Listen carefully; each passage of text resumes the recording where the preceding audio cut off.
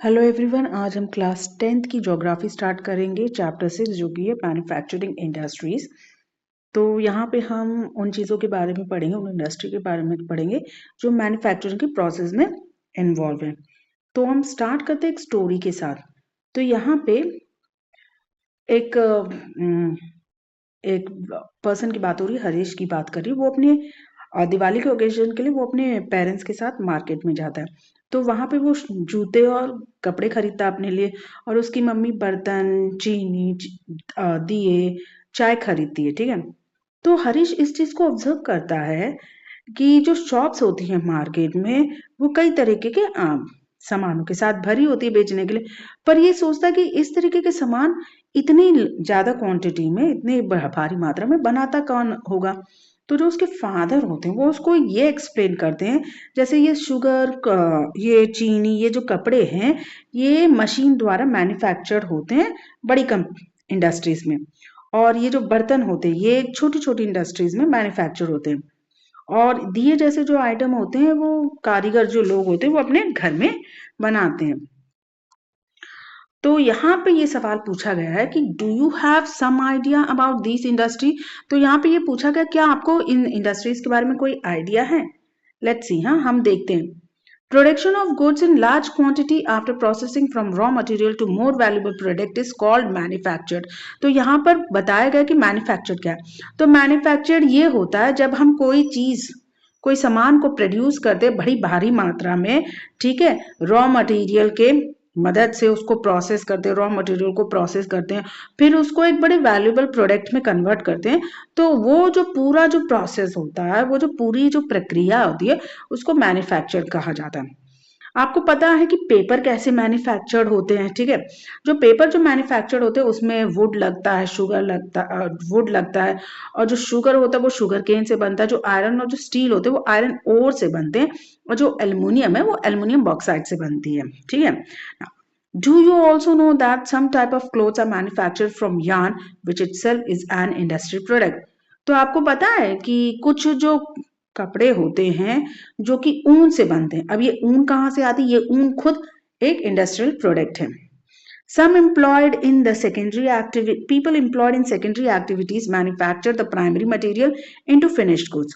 तो जो लोग सेकेंडरी एक्टिविटी में इन्वॉल्व होते हैं, यानी सेकेंडरी एक्टिविटी में जो इन्वॉल्व होते हैं, वो क्या करते हैं, वो जो प्राइमरी मटेरियल होता है उसको फिनिश गुड में कन्वर्ट करते हैं। The worker employed in steel factories, car, brewing, textile industries, bakeries, etc. fall in this category. तो मजदूर जो स्टील फैक्ट्रीज में काम करते, कार बनाने वाली फैक्ट्री में, ब्रूइंग में, टेक्सटाइल इंडस्ट्री में या बेकरी जैसी फैक्ट्रियों में काम करते ना, वो लोग सेकेंडरी एक्टिविटी मैन्युफैक्चरिंग जैसी कैटेगरी में आते हैं। ठीक है। और जो कुछ जो पीपल होते हैं जो इन सर्विसों, जो इनको सर्विस प्रोवाइड करते हैं, वो लोग सेकेंडरी मैन्युफैक्चरिंग एक्टिविटीज में आते हैं। तो इस चैप्टर में हम ज्यादातर मैन्युफैक्चरिंग इंडस्ट्रीज के बारे में पढ़ेंगे जो कि सेकेंडरी सेक्टर में फॉल होता है। The economic strength of a country is measured by the development of manufacturing industry. तो जो हमारी इकोनॉमिक का स्ट्रेंथ है, हमारी कंट्री की जो अर्थव्यवस्था है, वो जो मैन्युफैक्चरिंग इंडस्ट्री की किस तरीके से विकास हो रहा है उसके अनुसार डिसाइड होती है। Importance of manufacturing. तो मैन्युफैक्चरिंग जरूरी क्यों है? मैन्युफैक्चरिंग जो है वो हमारी जो डेवलपमेंट है, अगर इकोनॉमिक डेवलपमेंट की बात करें, जनरल डेवलपमेंट की बात करें, तो मैन्युफैक्चरिंग सेक्टर को उसकी रीढ़ की हड्डी कहा जाता है। उसके सबसे बड़ा कारण ये है, पहला, manufacturing industry not only help in modernizing agriculture, which forms the backbone of economy, they also reduce the heavy dependence of people on agricultural income by providing them job in secondary and tertiary sector. तो जो manufacturing industry है, ये जो agriculture sector को modernised equipment, यानी कि modern equipment देने के अलावा, मतलब उनको मॉडर्न इक्विपमेंट देने के अलावा जो डिपेंडेंस है, मतलब जो लोग निर्भर है एग्रीकल्चर की इनकम में, उनको भी जॉब प्रोवाइड करती है। ठीक है, उनको भी नौकरी देती है सेकेंडरी और टेरिशियल सेक्टर में। तो फर्स्ट सबसे पहला काम तो मैन्युफैक्चरिंग इंडस्ट्री का ये है कि वो जो हमारी रीढ़ की हड्डी कही जाती है हमारी अर्थव्यवस्था की, उसको पहले तो वो क्या बोलते हैं मॉडर्न एग्रीकल्चर इक्विपमेंट प्रोवाइड करता है। दूसरे जो लोग निर्भर हैं एग्रीकल्चर इनकम में, जो लोग निर्भर हैं उनको वो नौकरियां प्रोवाइड करता है। ठीक है, पहला कारण तो ये हो गया। दूसरा कारण ये है industrial development is a pre recognition of eradication of unemployment and poverty from our country. तो जो अगर हम इंडस्ट्रियल डेवलपमेंट की बात करते हैं तो इंडस्ट्री का विकास कहीं ना कहीं जो बेरोजगारी है, जो गरीबी है, उसको हमारे देश से हटाने में कारगर है। This was the main philosophy behind public sector industries and joint sector venture India. तो ये मेन कारण था कि ये मेन कारण है हमारी पब्लिक सेक्टर इंडस्ट्री और जॉइंट सेक्टर वेंचर को स्थापित करने का। It was also aimed at bringing down regional disparity by establishing industries in tribal backward area. तो इसका दूसरा सबसे बड़ा एम क्या था, जो रीजन के बीच में जो अंतर है, ठीक है, उसको दूर करना इंडस्ट्री ट्राइबल सेक्टर में और बैकवर्ड एरिया में स्टैब्लिश करके। ठीक है, थर्ड जो पॉइंट है वो ये है export of manufactured goods expands trades and commerce and bring in much needed foreign exchange. तो अगर हम मैन्युफैक्चरिंग गुड को एक्सपोर्ट करते हैं यानी कि निर्यात करते हैं तो कहीं ना कहीं ये हमारी ट्रेड और कॉमर्स को एक्सपैंड करता है और साथ ही साथ हमारे देश में जो फॉरेन एक्सचेंज की जरूरत होती है उसको भी फुलफिल करता है, उसको भी पूर्ण करता है। नेक्स्ट जो पॉइंट है country that transform their raw material into a wide variety of finished goods of higher value are prosperous. India's prosperity lies in increasing the diversity its manufacturing industry as quickly as possible.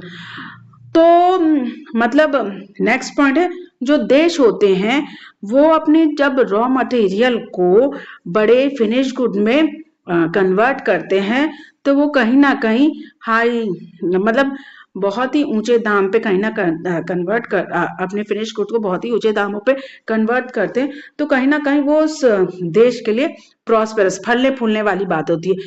तो हमारी country की जो फलता prosperity है वो भी अगर हम अपनी मैन्युफैक्चरिंग इंडस्ट्री में जो प्रोडक्शन है उसको कई गुना ज़्यादा इंक्रीज करें, उनमें वेरिएशंस लाएं जितनी जल्दी हो सके तो हमारी कंट्री भी बाकी कंट्री की तरह डेवलप्ड होने लगेगी, फलने फूलने लगेगी। ठीक है,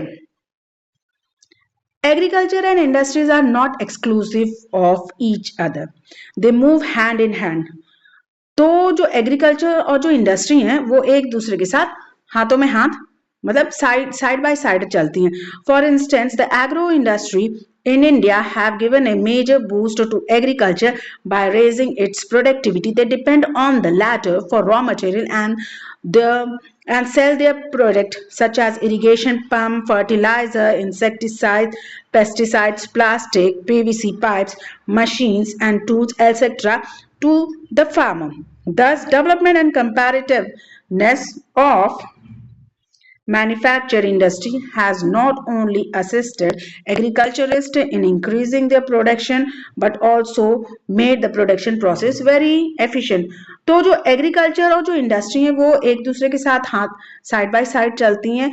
जैसे कि अगर हमारी जो एग्रो इंडस्ट्री है हमारे भारत में वो अगर हमारे एग्रीकल्चर को बूस्ट करती है उसकी प्रोडक्टिविटी इंक्रीज कर तो ये जो होती हैं ये रॉ कच्चे माल के लिए दूसरी इंडस्ट्री पे डिपेंड करती है। तो एग्रीकल्चर जो एग्रो इंडस्ट्री है वो मेन इंडस्ट्री पे डिपेंड करती है कच्चे माल के लिए और फिर वो इन माल को प्रोडक्ट के तौर पे तो और ये जो इंडस्ट्री है ये irrigation pump, fertiliser, pesticide, plastic, PVC के तौर पे इन प्रोडक्ट को फार्मरों को बेचती हैं।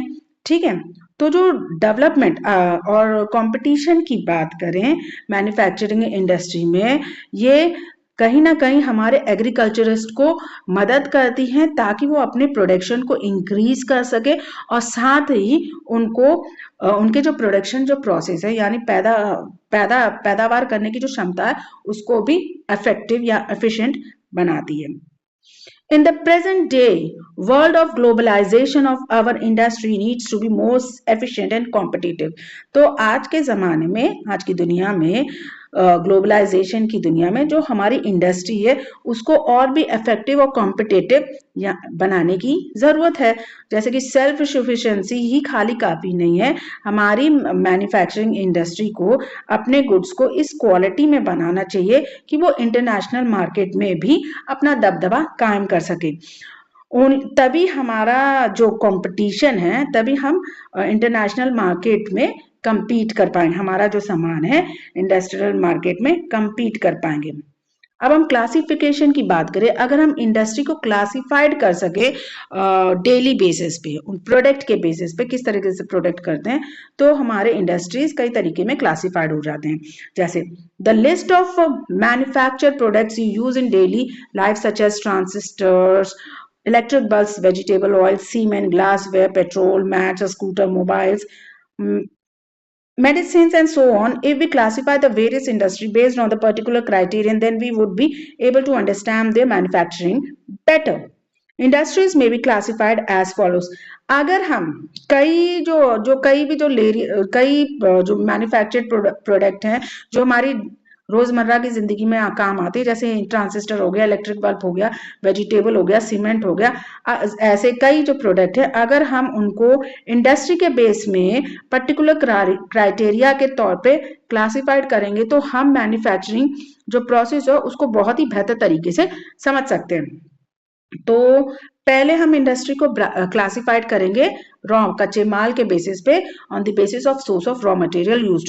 तो पहले हम इंडस्ट्री को क्लासिफाइड करेंगे कच्चे माल के बेस पे कि किस तरीके से कच्चा माल कौन सी इंडस्ट्री में यूज आता है। तो पहली जो इंडस्ट्री है वो है एग्रो बेस्ड इंडस्ट्री। यहाँ पे cotton, woollen, jute, silk, textile, rubber और शुगर, टी, कॉफी और एडिबल ऑयल इस्तेमाल होता है कच्चे माल के तौर पे। और दूसरी जो इंडस्ट्री होती है जहाँ पे कच्चा माल यूज होता है वो होती है मिनरल बेस्ड इंडस्ट्री।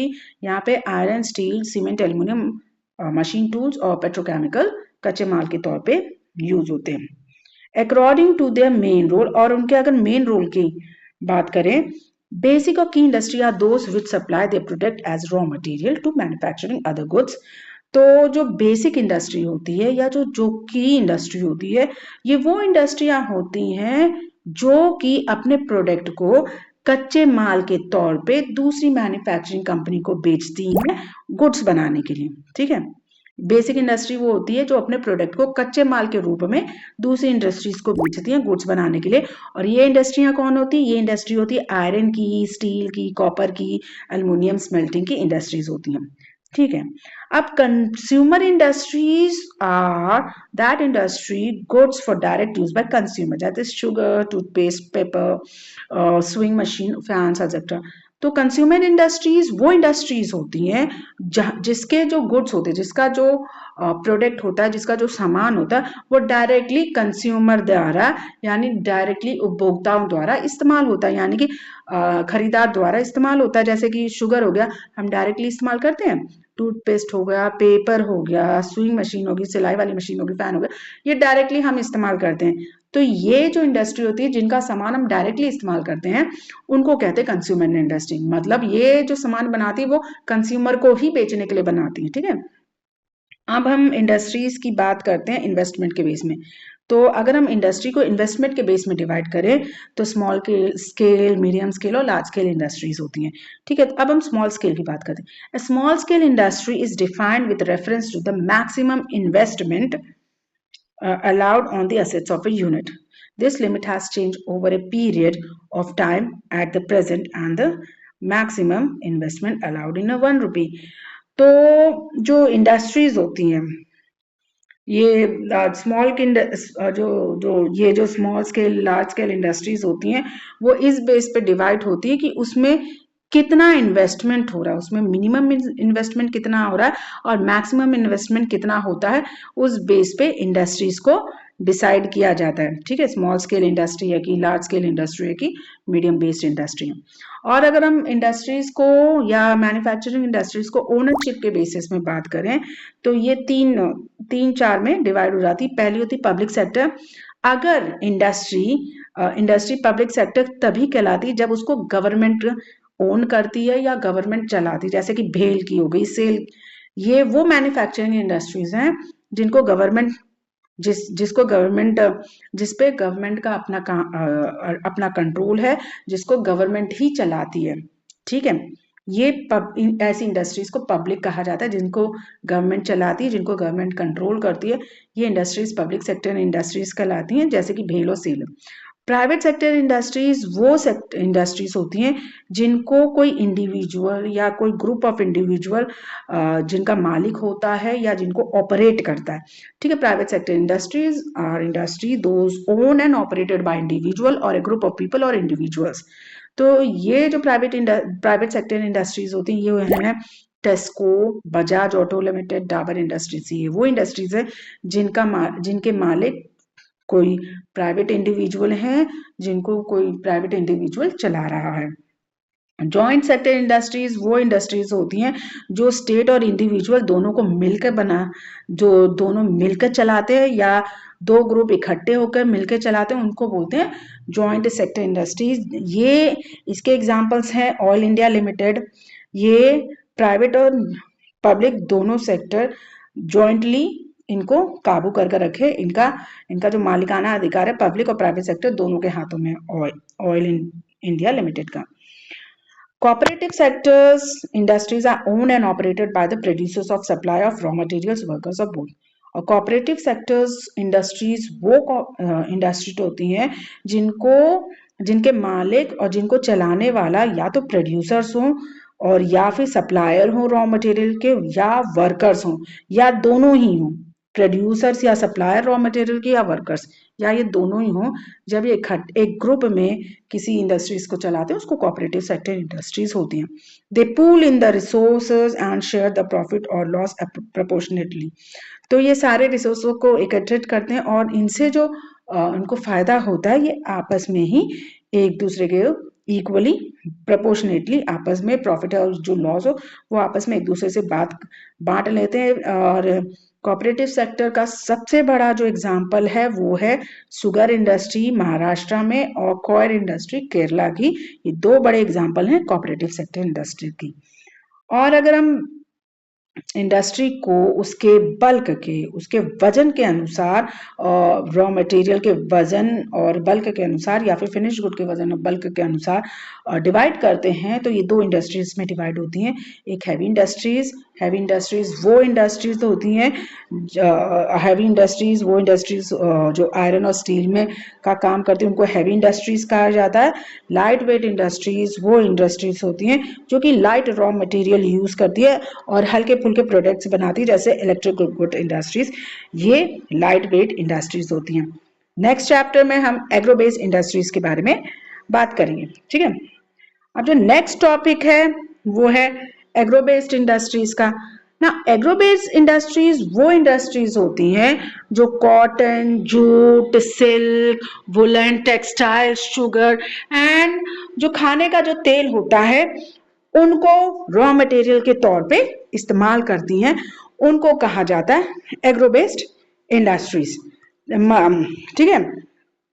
तो जो भी खेतों से जो रॉ मटेरियल निकल कर आता है उनको रॉ मटेरियल के तौर पे यूज करने वाली इंडस्ट्रीज को एग्रो बेस्ड इंडस्ट्रीज कहा जाता है, ठीक। अब यहाँ पे देखिए, यहाँ पे आपको टेक्सटाइल का पूरा मैप दिया, ठीक है। आप ये देख सकते हैं कि टेक्सटाइल इंडस्ट्री किस तरीके से काम करती है। फाइबर प्रोडक्शन होता है, ठीक है। रॉ फाइबर को फाइबर प्रोडक्शन में कन्वर्ट किया जाता है, फिर स्पिनिंग से यार्न बनाया जाता है, फिर वीविंग और निटिंग के जरिए फैब्रिक बनाई जाती है। ये अपने में ही एक फिनिश गुड्स हैं। फिर इन फैब्रिक को डाइंग और फिनिशिंग के लिए यूज किया जाता है। जब ये डाइंग और फिनिश हो जाती है इनको गारमेंट के रूप में कन्वर्ट कर दिया जाता है।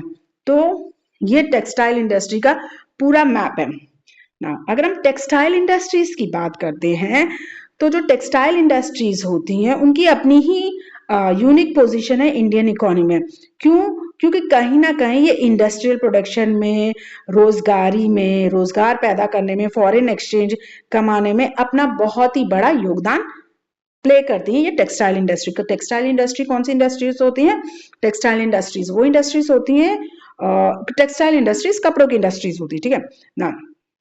ये ऐसी एकमात्र इंडस्ट्री है जो कि सेल्फ रिलायंट है और compete in the value chain from raw material to the highest value of product. तो अपनी ही वैल्यू चेन में ये कंपीट करती है, रॉ मटेरियल से लेके जो हाईएस्ट वैल्यू जो प्रोडक्ट होते हैं वहां तक। मतलब इसका इसका इसके हर स्टेप में जो प्रोडक्ट निकलता है वो कहीं ना कहीं फिनिश गुड होता है।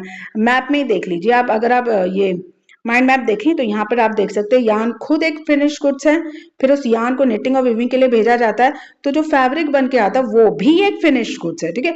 अब उस फैब्रिक को जब डाइंग के लिए भेजा जाता है और उसको फिनिशिंग के लिए भेजा जाता है तो वो गारमेंट का रूप लेती है, तो जो गारमेंट है वो भी एक फिनिश गुड थे। तो यहाँ पे हर स्टेज में जो टेक्सटाइल इंडस्ट्री है वो एक फिनिश गुड्स बनाती है और उसी फिनिश्ड गुड को नेक्स्ट स्टेज में रॉ मटेरियल के तौर पे यूज किया जाता है, ठीक है। And that is why it is a high value chain, high value chain, ठीक है। अब हम कॉटन इंडस्ट्रीज की बात करते हैं। जब हम कॉटन इंडस्ट्रीज की बात करते हैं, जो एशियन इंडिया थी, जब जो पुराने का जो हमारा भारत था, यहाँ पे जो कॉटन जो था, जो कपास था, उसको स्पिनिंग के जरिए, हैंडलूम के टेक्निक के जरिए बनाया जाता था, पैदावार होती थी। पर जब 18th सेंचुरी आई तो पावर हैंडलूम का इस्तेमाल होने लगा और जो हमारी ट्रेडिशनल इंडस्ट्रीज थी वो बहुत ही ज्यादा सफर करने लगी, ठीक है, कॉलोनियल टाइम में। क्यों? क्योंकि अब ये जो मील से बने हुए जो कपड़े थे, जो इंग्लैंड से भारत में आते थे, जो मशीनों से बने हुए कपड़े, तो जो हमारे हाथों से बनाए हुए कपड़े थे, हाथों से बनाए हुए जो कॉटन थे, वो उसके साथ कंपीट नहीं कर पा रहे थे, क्योंकि ये जो मील के बने हुए जो कपड़े थे वो सस्ते बिकते थे हाथों द्वारा बनाए गए कपड़े से। Now, in the early year, the cotton textile industry was concentrated in the cotton growing belt of Maharashtra and Gujarat. तो अगर हम पुराने समय की बात करें तो कॉटन जो टेक्सटाइल थी वो ज्यादातर कॉटन, जहाँ पे कॉटन पैदा होती थी ना, उधर ही पे कॉन्सेंट्रेट करती थी, जैसे कि महाराष्ट्र और गुजरात में। तो जो कॉटन की जो अवेलेबिलिटी थी, कॉटन जहाँ पे उपलब्ध था, और मार्केट, ट्रांसपोर्ट और port facility, labour, moist etcetera, ये कहीं ना कहीं कॉटन इंडस्ट्री के लोकलाइजेशन पे बहुत ही बड़ा योगदान देता था। क्योंकि जो इंडस्ट्री थी वो ऐसी जगह पे अपने आप को सेटअप करती थी जहां पे बड़ी ही आसानी से कॉटन, कच्चा कॉटन मिल जाए, वहां पर मार्केट पास में हो, ट्रांसपोर्ट फैसिलिटी अच्छी हो, और जो पोर्ट, जहां पे पोर्ट की फैसिलिटी है वो भी बड़ी आसानी से पहुंच में हो जाए, लेबर बड़े आराम से मिल जाए, और जो क्लाइमेट हो वहां का वो भी बड़ा नमीदार हो। तो ऐसी जगह पे कॉटन इंडस्ट्री सेटअप होती थी। तो ये जो इंडस्ट्री थी इनका बड़ा क्लोज लिंक था एग्रीकल्चर से, यानी कि खेतों एग्रीकल्चर से, और कहीं ना कहीं ये वहाँ के जो फार्मर्स थे, जो कॉटन इंडस्ट्री में इन्वॉल्व थे, वहाँ के किसानों को उनकी जीवनी प्रोवाइड करते थे। कॉटन बोल plucker workers engage in gunning, weaving, etc., dyeing, designing, packaging, tailoring, and sewing the industry by creating demand, support many other industries such as chemical, dyeing, packaging material.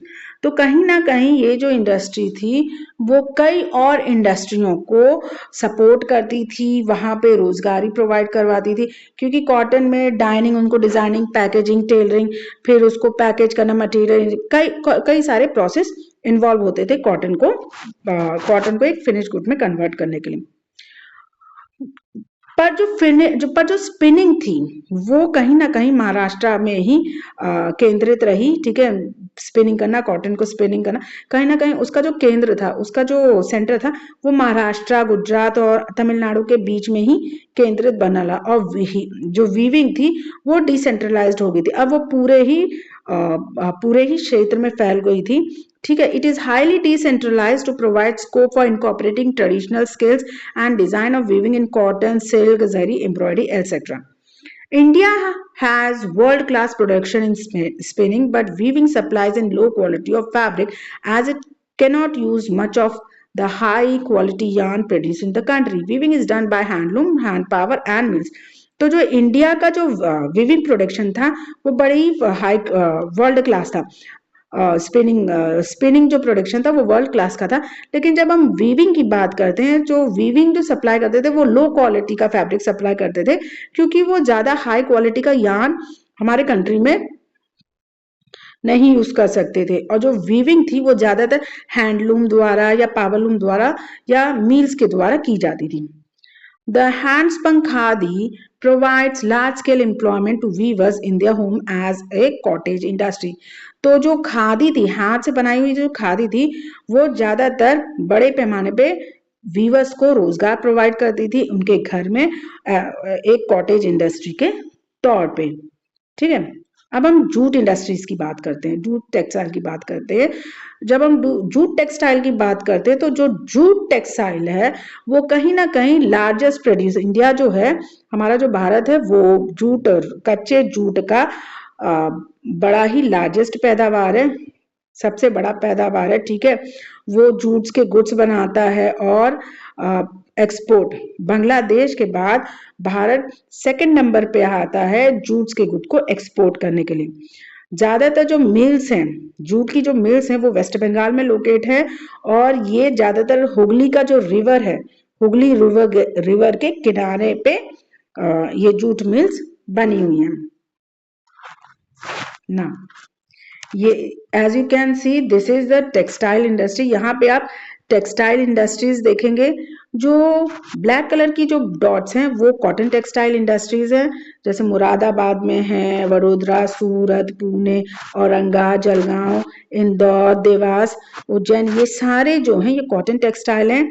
और जो रेड कलर की जो dots है वो woollen textile है। और अगर हम सिल्क की बात करते हैं, सिल्क टेक्सटाइल की बात करते हैं तो वो बहुत कम जगहों पे है।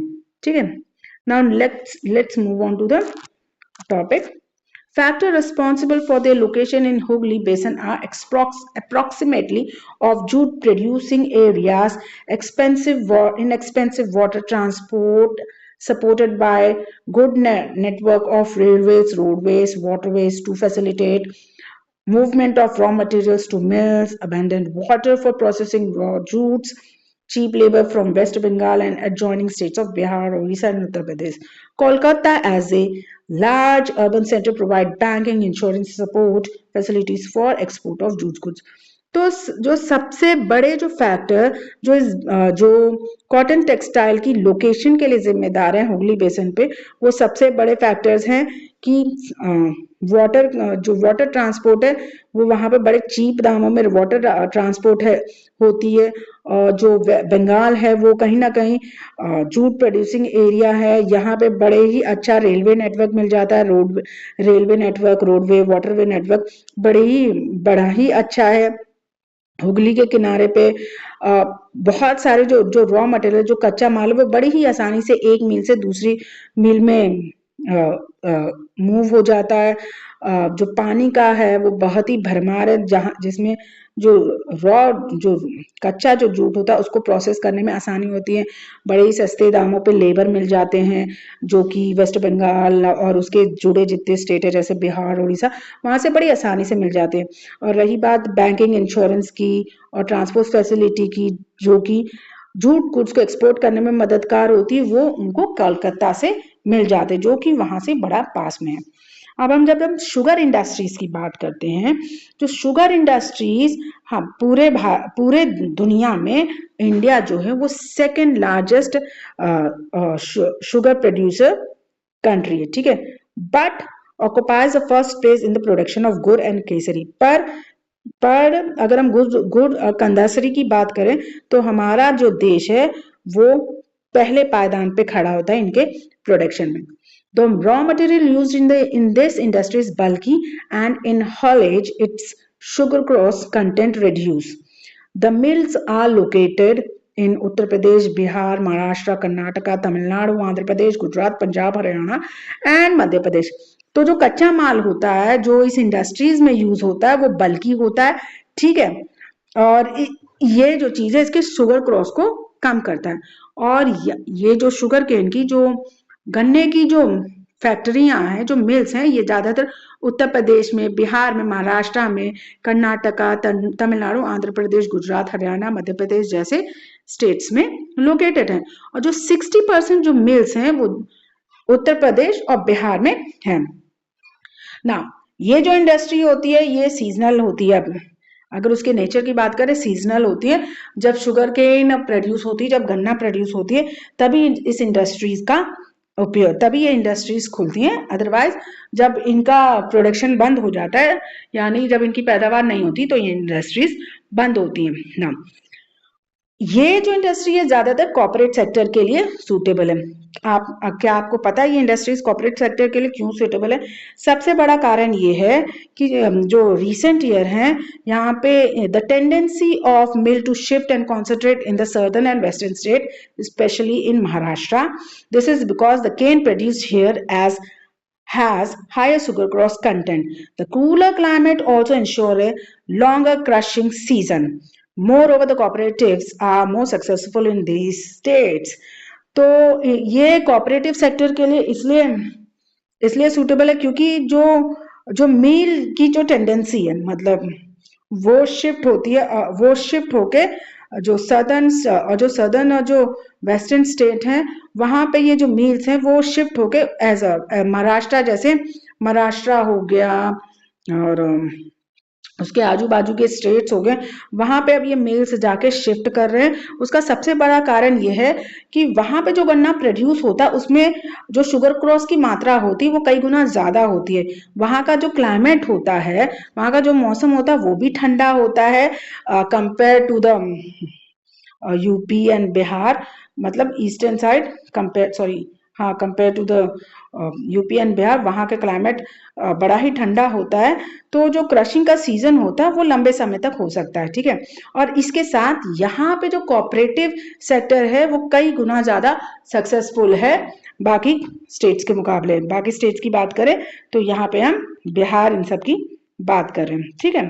अगर हम एग्रो बेस्ड इंडस्ट्रीज की बात करते हैं, ये इंडस्ट्रीज, मिनरल बेस्ड इंडस्ट्रीज की बात करते हैं, तो ये इंडस्ट्रीज वो इंडस्ट्रीज होती हैं जो मिनरल्स को और मेटल्स को रॉ मटेरियल के तौर पे यूज करती हैं।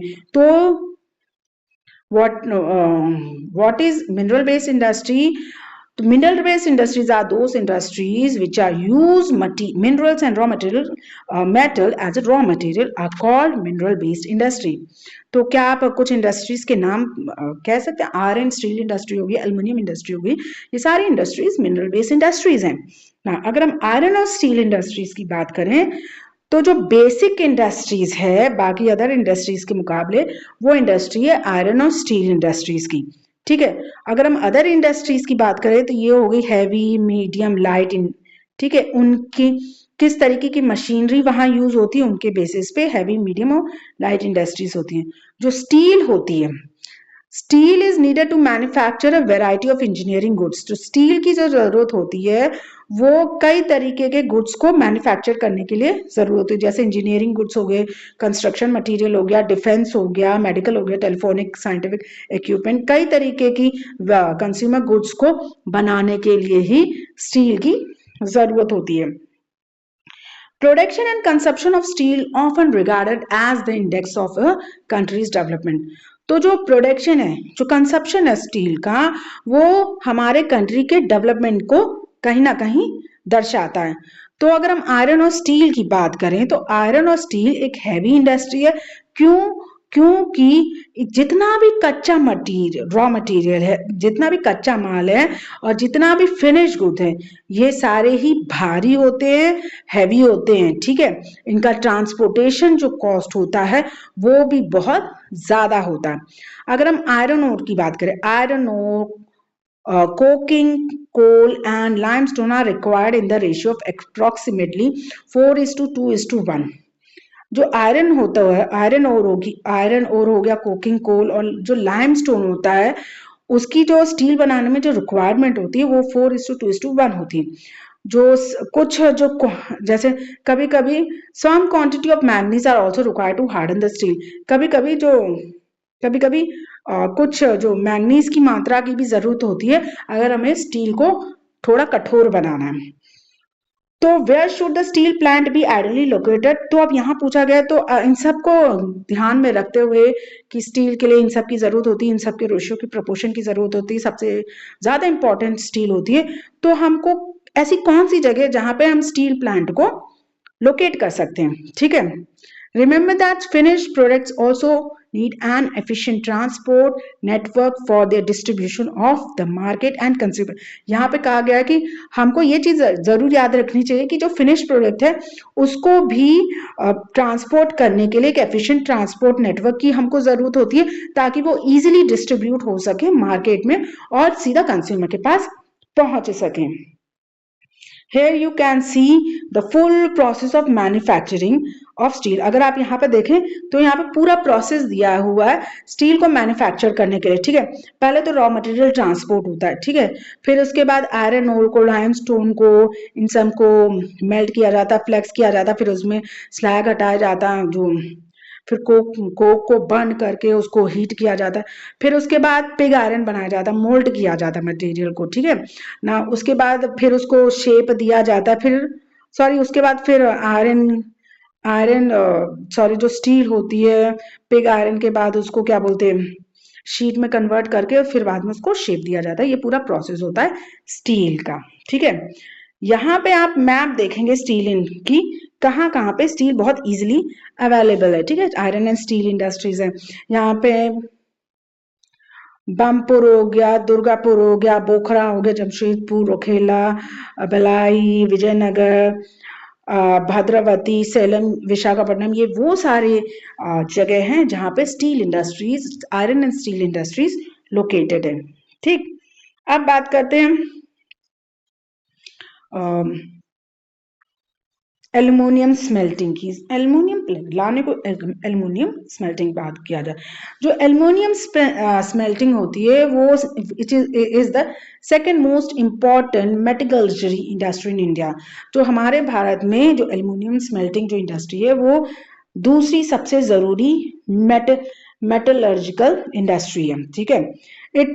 ये लाइट है, ये इरोज नहीं होती, इसमें कभी जंग नहीं लगती है, ये गुड कंडक्टर ऑफ हीट है, मालेबल है, और ये स्ट्रांग हो जाती है जब इसमें थोड़ा सा दूसरा मेटल मिलाया जाए एल्युमिनियम में, ठीक है। ये ज्यादातर एयरक्राफ्ट, बर्तन और वायर बनाने के लिए इस्तेमाल होती है एल्युमिनियम, और इसकी जो popularity, it has gain popularity, इसने स्टील, कॉपर, जिंक और लीड के जो इंडस्ट्री है उसके सब्स्टिट्यूट के तौर पे एल्युमिनियम ने अपनी पॉपुलैरिटी गेन की है, क्योंकि इसको जो एल्युमिनियम है उसको स्टील, कॉपर, जिंक या लेड के जगह पे यूज कर सकते हैं कहीं बहुत सारी इंडस्ट्रीज में, ठीक है ना।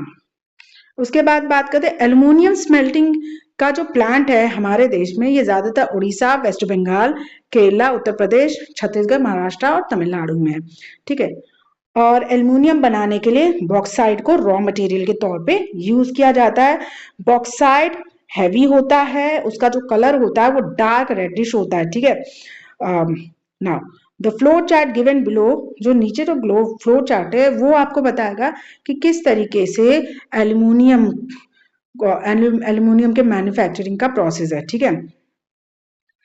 Regular supply of electricity and an assured source of raw material at minimum cost are the two prime factor for location of industry। तो मतलब एल्युमिनियम की इंडस्ट्री का लोकेशन इस बात पे डिपेंड होता है कि वहां पे रेगुलर सप्लाई हो रही हो इलेक्ट्रिसिटी की, और जो सोर्स ऑफ जो रॉ मटेरियल है, कच्चे माल का जो रॉ मटेरियल है वो बड़े ही कम दामों पे, बड़े ही मिनिमम कॉस्ट में उस इंडस्ट्रीज को मिल जाए। तो ये दो प्राइम फैक्टर हैं जो डिसाइड करते हैं कि कहाँ पे एल्युमिनियम की इंडस्ट्री लोकेट होगी। नेक्स्ट हम बात करते हैं केमिकल इंडस्ट्री की। केमिकल इंडस्ट्रीज हमारी भारत की फास्टेस्ट ग्रोइंग इंडस्ट्री, ठीक है। अगर हम कंप्राइज करें दोनों लार्ज स्केल और स्मॉल स्केल मैन्युफैक्चरिंग यूनिट की, तो जो रैपिड ग्रोथ है वो दोनों ही ऑर्गेनिक और इनऑर्गेनिक सेक्टर, दोनों ही सेक्टर्स में रिकॉर्ड करी गई हैं। अगर हम इनऑर्गेनिकल केमिकल की बात करते तो इनऑर्गेनिक केमिकल वो केमिकल इंक्लूड करता है सल्फ्यूरिक एसिड, जो कि फर्टिलाइजर के लिए यूज होता है, जो कि सिंथेटिक फाइबर बनाने के लिए यूज होता है, प्लास्टिक बनाने के लिए यूज होता है, एडेसिव के लिए यूज होता है, पेंट के लिए यूज होता है और डाइंग स्टफ के लिए यूज होता है। इसके अलावा इनऑर्गेनिक में नाइट्रिक एसिड, अल्कलाइन एश सोडा यूज होता है, ठीक है, एंड कॉस्मेटिक सोडा यूज होता है। ये जो इंडस्ट्रीज हैं ये हमारे देश में बहुत, हमारे पूरे भारत में फैली हुई हैं। आपको क्यों लगता है ऐसा क्यों है? ठीक है ना। अगर हम ऑर्गेनिक केमिकल की बात करते हैं तो ऑर्गेनिकल केमिकल ज्यादातर पेट्रोकेमिकल हैं, जो कि बाकी चीजों को मैन्युफैक्चर करने के लिए यूज होते हैं। ये कौन सी चीजों को मैन्युफैक्चर करने के लिए यूज होते हैं? ये ज्यादातर सिंथेटिक हो गया, सिंथेटिक रबड़ हो गया, plastic, dyeing stuff, drugs, paracetamol, इस तरीके के मैन्युफैक्चरिंग में ऑर्गेनिक केमिकल यूज होता है। Now organic chemical plants are located near oil refineries or petrochemical plants। तो जो ऑर्गेनिक केमिकल है जो कि पेट्रोकेमिकल, जो ऑर्गेनिकल केमिकल जो कि पेट्रोकेमिकल है, उनकी जो लोकेशन होती है ये ज्यादातर ऑयल रिफाइनरी के या पेट्रोकेमिकल प्लांट्स के पास होती है। ये जो केमिकल इंडस्ट्रीज होती है ये ज्यादातर कंज्यूमर बेस्ड प्रोडक्ट बनाती है। It owns largest consumer. Chemical industries वो इंडस्ट्री है जिसके कंज्यूमर सबसे ज्यादा हैं पूरे देश में। जो बेसिक केमिकल होता है वो एक प्रोसेस में जाता है, ठीक है, फिर बाद में वो बाकी केमिकलों के साथ मिल के ये इंडस्ट्रियल एप्लीकेशन में यूज होता है, एग्रीकल्चरल सेक्टर में यूज होता है, डायरेक्टली कंज्यूमर को मार्केट में बेचा जाता है, ठीक है। तो make a list of the product you are aware of. तो हमें ऐसी लिस्ट बनानी है जिसमें मैं अवेयर हूं कि यहाँ पे ऑर्गेनिक केमिकल प्रोडक्ट है। अगर हम fertiliser, now let's talk about fertiliser industries. Now fertiliser industries is centre around the production of nitrogenous fertilisers, phosphatic fertilizer, ammonium phosphate and complex fertilizer which have a combination of nitrogen, phosphate, potash, ठीक है। तो अगर हम fertiliser industries की बात करें तो fertiliser industries ज्यादातर nitrogen fertiliser, phosphatic fertiliser, ammonium, complex fertiliser इनके इर्द गिर्द बनी हुई, ठीक है, इनके इर्द गिर्द घूमती है। क्यों? Now, the third, that is potash, is entirely imported as the country does not have any reserve of commercially usable potash or potassium compound in any form। तो अगर हम थर्ड की बात करें, मतलब जो कॉम्प्लेक्स फर्टिलाइजर होता है जो कि नाइट्रोजन, फॉस्फेट और पोटैश से मिलकर बनता है, इसमें जो पोटैश है ये ज्यादातर पूरा का पूरा इंपोर्ट करके हमारे भारत में लाया जाता है, क्योंकि जो पोटैश है उसका कहीं कोई खदान नहीं है हमारे भारत में, ठीक है, कोई कंपाउंड किसी तरीके का रिजर्व नहीं है हमारे भारत में, इसलिए पोटैश को इंपोर्ट करके हमारे भारत में लाया जाता है। अगर हम ग्रीन रेवोल्यूशन की बात करें, ग्रीन रेवोल्यूशन के बाद तो जो इंडस्ट्रीज हैं ये बहुत ही कई पूरे भारत में चारों तरफ फैली हुई है, जैसे कि गुजरात, तमिलनाडु, उत्तर प्रदेश, पंजाब, केरला, ये जो हैं ये कहीं ना कहीं फर्टिलाइजर का पूरा कंट्रीब्यूट करती है towards half of the fertiliser production. ये जो है कम से कम पूरे प्रोडक्शन का आधा फर्टिलाइजर्स ये सारे स्टेट्स प्रोड्यूस करते हैं। जो बाकी स्टेट्स हैं, बाकी जो सिग्निफिकेंट प्रोड्यूसर्स हैं, वो आंध्र प्रदेश हो गया, उड़ीसा, राजस्थान, बिहार, मध्य प्रदेश, असम, वेस्ट बंगाल, गोवा, मध्य प्रदेश, कर्नाटक, लगभग ऑलमोस्ट पूरा का पूरा जो पूरा भारत में जितने भी स्टेट है लगभग वो सब फर्टिलाइजर को प्रोड्यूस करने में इन्वॉल्व हैं। नेक्स्ट जो इंडस्ट्री है वो इंडस्ट्री है सीमेंट इंडस्ट्री की। अब सीमेंट इंडस्ट्री बहुत जरूरी है कंस्ट्रक्शन एक्टिविटीज के लिए, जैसे कि बिल्डिंग बनाना हो गया, घर बनाना हो गया, फैक्ट्रीज बनाना हो गया, ब्रिज हो गया, एयरपोर्ट, डैम और भी अदर जो कमर्शियल एस्टेब्लिशमेंट हो उनको बनाने के लिए सीमेंट की जरूरत होती है ना।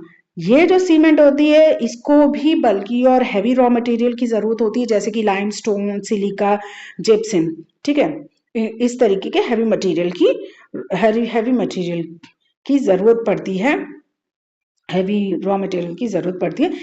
सीमेंट बनाने के लिए। और जो कोल और इलेक्ट्रिक पावर होता है, ये कहीं ना कहीं जरूरत पड़ती है रेल ट्रांसपोर्टेशन के जरिए।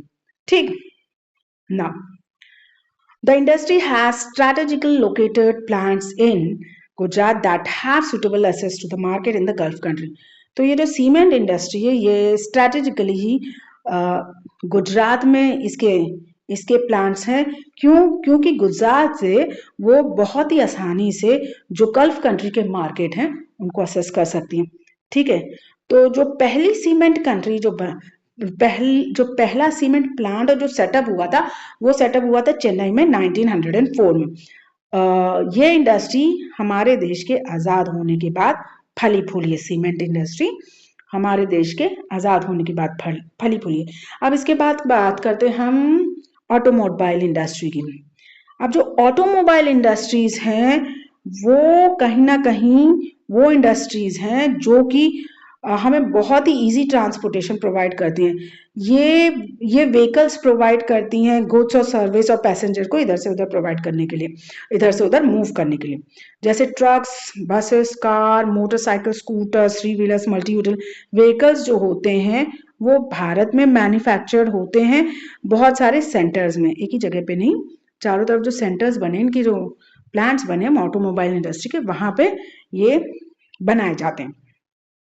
तो लिबरलाइजेशन के लिए the coming in of new and contemporary models stimulated the demand for vehicles in the market, which led to the healthy growth of industry including passenger cars, 2 and 3 wheelers. The industry is located, तो ये जो industries हैं liberalisation के बाद कई तरीके की demand हुई, कई तरह के कंटेम्परेरी मॉडल्स की डिमांड हुई मार्केट में, जो कि क्या बोलते हैं, जिसकी वजह से तो ये जो इंडस्ट्री थी वो बहुत ही अच्छी तरह फलने फूलने लगी। यहाँ इनमें अगर हम इन ऑटोमोबाइल इंडस्ट्रीज की बात करें तो इन ऑटोमोबाइल इंडस्ट्रीज में पैसेंजर कार बनाने वाली इंडस्ट्रीज थी, 2 और 3 व्हीलर्स वाली इंडस्ट्रीज भी थी ना। ये जो इंडस्ट्री थी ये ज्यादातर दिल्ली, गुड़गांव, मुंबई, पुणे, चेन्नई, कोलकाता, इंदौर, अहमदाबाद और जमशेदपुर और बेंगलुरु जैसी जगहों पे लोकेटेड है। अब सबसे इंपॉर्टेंट बात करते हैं आईटी की, इंफॉर्मेशन टेक्नोलॉजी और इलेक्ट्रॉनिक टेक्नोलॉजी।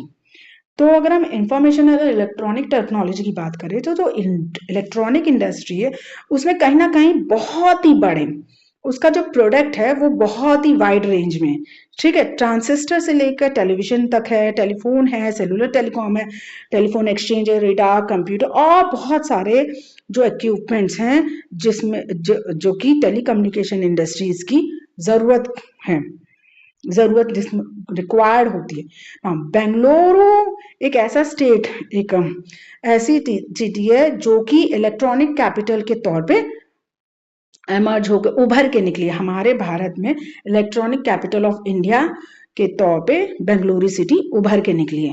इसके साथ और भी बड़े इंपॉर्टेंट इलेक्ट्रॉनिक सेंटर्स हैं इलेक्ट्रॉनिक गुड्स को लेकर, गुड्स बनाने के लिए, वो हैं मुंबई, दिल्ली, हैदराबाद, पुणे, चेन्नई, कोलकाता, लखनऊ, कोयम्बटूर ना। जो मेजर इंडस्ट्रीज हैं, जो मेजर इंडस्ट्री है कॉन्सेंट्रेशन, वो ज्यादातर बेंगलुरु, नोएडा, मुंबई और चेन्नई है, हैदराबाद और पुणे, ठीक है। और जो मेजर इम्पैक्ट है इस इंडस्ट्री का, उसने कहीं ना कहीं बेरोजगार, कहीं ना कोई रोजगार जनरेशन, सबसे बड़ा जो सबसे इंपॉर्टेंट रोल जो इंडस्ट्रीज ने प्ले किया वो है रोजगार पैदा करना। इसने रोजगार जनरेट किया इस आईटी सेक्टर ने ना। The continuing growth in the hardware and software is the key to the success of IT sector in India. और जो आईटी सेक्टर की जो सफलता है उसका जो वो की पॉइंट है वो है लगातार हार्डवेयर और सॉफ्टवेयर में डेवलपमेंट होना। कहीं ना कहीं उसने हमारे आईटी इंडस्ट्री सेक्टर की सफलता में सबसे अहम रोल प्ले किया हुआ है, ठीक है। अब हम बात करते हैं industrial population and environmental degradation. Although industries contribute significantly to Indian economic growth and development, the increase in pollution of land, water, air, noise, and resulting degradation of environment that they have caused cannot be overlooked. Industries are responsible for 4 types of pollution: air, water, land, noise. The polluting industry also include thermal power plant. तो अगर हम environmental degradation की बात करें, मतलब हमारे environment को खराब करना और हमारे इंडस्ट्री के जरिए जो हमारे वातावरण को प्रदूषित करना, तो ये ज़रूर है कि हमारी इंडस्ट्रीज़ ने बड़े ही इम्पोर्टेंट रोल प्ले किया है हमारे भारत के इकोनॉमिक ग्रोथ और डेवलपमेंट में। पर इसी के साथ इसी इंडस्ट्री ने हमारे भारत को दूषित भी किया, हमारे देश की लैंड को दूषित किया, वाटर को दूषित किया, एयर, नॉइज, कई तरीके से जो इन्वायरमेंट है उसमें पोल्यूशन पैदा किया, जिसकी वजह से जो इन्वायरमेंट जो है वो खराब होता गया और हम इस चीज को नजरअंदाज नहीं कर सकते हैं। तो इंडस्ट्रीज 4 तरीके के पोल्यूशन की वजह के लिए जिम्मेदार है, वो है एयर, वाटर, लैंड और नॉइज पोल्यूशन। ठीक है, इसमें थर्मल पावर प्लांट भी शामिल है। थर्मल पावर प्लांट भी कहीं ना कहीं हमारे वातावरण को प्रदूषित करने में एक अहम रोल प्ले करता है। अगर हम एयर पोल्यूशन की बात करते हैं तो ज्यादातर एयर पोल्यूशन का सबसे बड़ा कारण होता है कि कई अनडिजायरेबल गैस की मौजूदगी, हवा में कई जो अनवेलकम हो गया, अनडिजायरेबल जो गैस होते हैं उसकी मौजूदगी। अब ये गैस कौन कौन सी होती है? ये गैस है सल्फर डाइऑक्साइड और कार्बन डाइऑक्साइड। ठीक है, अब इससे क्या होता है, एयरबॉर्न पार्टिकल्स जो होते हैं वो सॉलिड और लिक्विड दोनों पार्टिकल अपने में कंटेन करके रखते हैं। जैसे डस्ट हो गया, स्प्रे मिस्ट हो गई, स्मोक होती है, ये हो गए एयरबॉर्न पार्टिकल। ठीक है, इसमें दोनों तरीके के पार्टिकल्स, मटेरियल हो गए, इनमें दोनों तरीके के पार्टिकल्स होते हैं, सॉलिड और लिक्विड दोनों टाइप के होते हैं। ठीक है, जैसे कि डस्ट, स्प्रे मिस्ट और स्मोक हो गया। जो स्मोक होता है, ठीक है, जो धुआं होता है, ये ज्यादातर केमिकल और पेपर फैक्ट्री से निकलता है, ईंटें बनाने वाली भट्टी से निकलता है, रिफाइनरी से निकलता है, स्मेल्टिंग प्लांट से निकलता है, और अगर फॉसल फ्यूल को जलाए उनसे निकलता है। ठीक है, उनसे तो बड़े पैमाने पे निकलता है। जो छोटी फैक्ट्रीज होती हैं जो कि प्रदूषण के मापदंड को नजरअंदाज करती, वहां से भी निकलता है। ठीक है, अगर गलती से टॉक्सिक गैस लीक हो जाती है जो कि बहुत ही ज्यादा नुकसानदायक होती है लंबे समय के लिए, उसका जो असर होता है लंबे समय तक बना रहता है। Are you aware of the Bhopal? आप इस बात से अवेयर हैं कि भोपाल का गैस ट्रेजेडी कैसे हुई थी? ठीक है, अब जो एयर पोल्यूशन होता है वो कहीं ना कहीं इंसान के स्वास्थ्य को, जानवर हो गया, प्लांट हो गया, बिल्डिंग हो गया, एटमोस्फेयर हो गया, उसको पूरी तरीके से अफेक्ट करता है, उस पर बहुत ही एडवर्सली प्रभाव डालता है। अगर हम वाटर पोल्यूशन की बात करें तो ये ऑर्गेनिक और इनऑर्गेनिक इंडस्ट्री के वेस्ट और उनके एफ्लुएंट डिस्चार्ज की वजह से होता है, जो कि रिवर में छोड़ दी जाती है। उनकी जो वेस्ट होती है, जो गंदगी होती है ऑर्गेनिक और इनऑर्गेनिक इंडस्ट्री की, जब उनको नदी में छोड़ दी जाती है तो उससे पानी प्रदूषित होता है, वाटर पोल्यूशन होता है। तो जो सबसे बड़ा जो मेन कारण है, मेन जो इंडस्ट्रीज हैं जो कि ये वो वेस्ट छोड़ देती हैं पानी में, नदी में, वो है paper, pulp, chemical, textile, dyeing, petroleum, refinery, tannery, electroplating industry, जो कि जो डाई होती है, जो डिटर्जेंट होता है, एसिड, सॉल्ट, हैवी मेटल्स जो होते हैं, और जैसे कि लेड, हैवी मेटल्स जैसे कि लेड हो गए, मर्क्यूरी हो गई, पेस्टिसाइड्स, फर्टिलाइजर, सिंथेटिक केमिकल्स हो गए, जो कार्बन, प्लास्टिक, रबर, इन सबको पानी में छोड़ देती हैं, ये सारी चीज़ों को पानी में छोड़ देती हैं। और फ्लाइंग एशेज हो गई हैं, जो राख हो गई है, थेस्पोजिप्सम हो गया, आयरन स्टील में जो स्लैग होती है, जो कीचड़ होता है, उसको पानी में छोड़ देना। तो ये सब चीज़ें अगर हम पानी में छोड़ देते हैं ना, तो इससे क्या होता है? इससे होता है वाटर पोल्यूशन। अगर हम थर्मल पोल्यूशन की बात करें, अगर थर्मल पोल्यूशन जो पानी में कैसे होता है, जब पानी गर्म होता है, जब फैक्ट्री की वजह से, थर्मल प्लांट की वजह से पानी जो गर्म होता है ना, उसको जब हम नदी में छोड़ देते हैं, पाउंड में छोड़ देते हैं ठंडा होने से पहले, तो वो कहीं ना कहीं वहां वो गर्म पानी अगर हम ठंडा होने से पहले उसको नदी में छोड़ दें या जितने भी या तालाब में छोड़ देते हैं, तो वहां पे जो पानी में रहने वाले जो एक्वेटिक लाइफ होती है ना, उनकी जिंदगी पर असर पड़ता है। जैसे न्यूक्लियर पावर प्लांट का जो वेस्ट होता है, ठीक है, nuclear and weapon production facility जो होती है, वो कहीं ना कहीं कैंसर को जन्म देती, कहीं ना कहीं जब बच्चे पैदा होते हैं उनमें डिफेक्ट होती है मिसकैरेज का, ये न्यूक्लियर पावर प्लांट का जो वेस्ट होता है वो कहीं ना कहीं इन सब का कारण बनता है, अगर उसको हम पानी में छोड़ दें।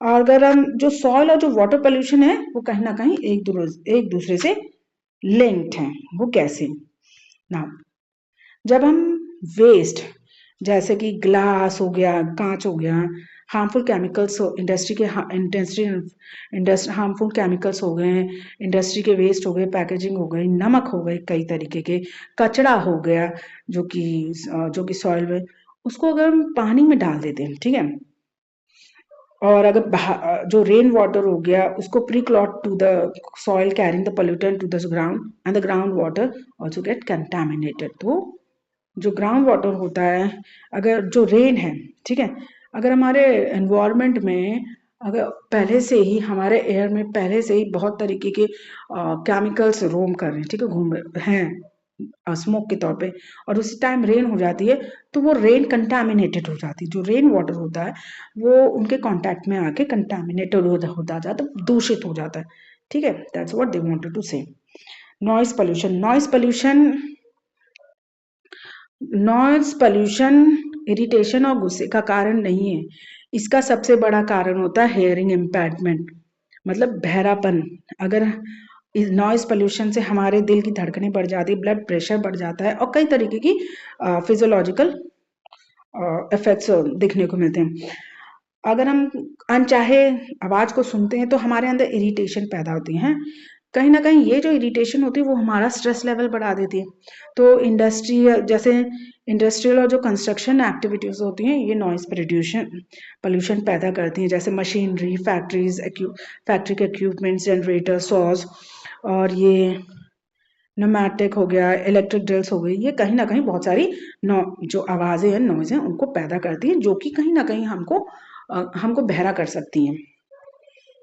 तो इनको कैसे कंट्रोल किया जा सके? Control of environmental degradation. तो every litre of water waste water discharge by our industry polluted 8 time the quantity of fresh water.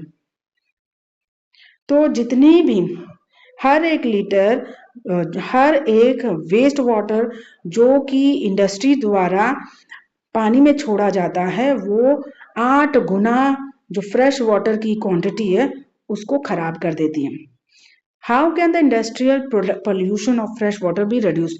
तो कैसे हम इंडस्ट्रियल पोल्यूशन से फ्रेश को कैसे रोकें? तो यहाँ पे कुछ सजेशन दिए गए हैं। पहले तो हमको वाटर यूज होता है जो प्रोसेसिंग में जो प्रक्रिया जो मैन्युफैक्चरिंग प्रोसेस में जो वाटर यूज होता है उसको कम करना चाहिए, ठीक है, उसको बार बार रिसाइकल करके यूज करना चाहिए। दूसरा, harvesting of rain water to meet water requirement. तो हमको रेन वाटर को बचा कर रखना चाहिए ताकि हम अपनी वाटर की जो रिक्वायरमेंट है उसको पूरा कर सकें। और जो हॉट वाटर होता है उसको ट्रीट करना चाहिए। हॉट वाटर हो गया जो इंडस्ट्रियल एफ्लुएंट होता है उसको सही करके तब हमको उसको नदी या पाउंड में छोड़ना चाहिए। और जो effluent treatment can be done, और जो इंडस्ट्रियल के जो एफ्लुएंट होते हैं उसको कैसे सही किया जा सकता है? पहला जो ट्रीटमेंट है 3 फेजेस में होता है।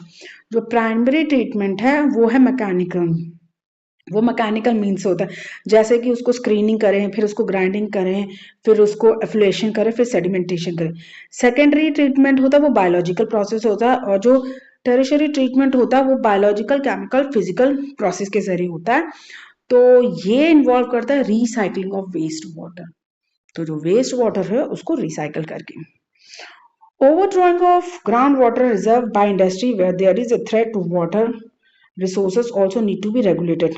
तो जो जमीन से जो पानी निकाला जाता है, जो अंडरग्राउंड वाटर का जो रिजर्व है उसको जमीन से निकाल के इंडस्ट्री जो यूज करती है उसको भी कहीं ना कहीं रेगुलेट करने की, कानूनी तौर पर उसको भी कहीं ना कहीं रेगुलेट करने की जरूरत है।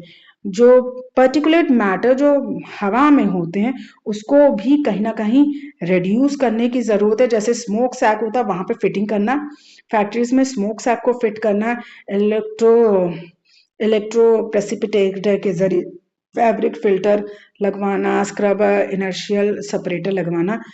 तो इसके ज़रिए जो स्मोक है वो रिड्यूस की जा सकती है, स्मोक को रिड्यूस कर सकते हैं ऑयल और गैस, ऑयल या गैस को यूज़ करके, ठीक है, कोल के ज़रिए ऑयल और गैस को यूज़ करके रिड्यूस की जा सकती है।